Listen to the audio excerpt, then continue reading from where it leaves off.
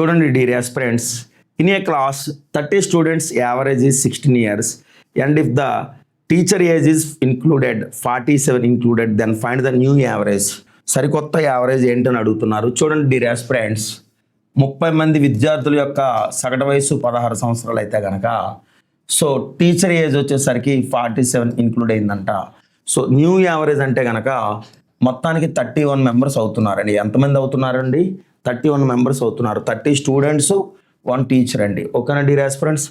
480కి so 47 కలిపితే కనుక so చూసుకుంటే కనుక చూడండి 707 అండి, 4 8 12, సో 527/31 అండి. ఓకేనా డియర్ ఆస్పిరెంట్స్?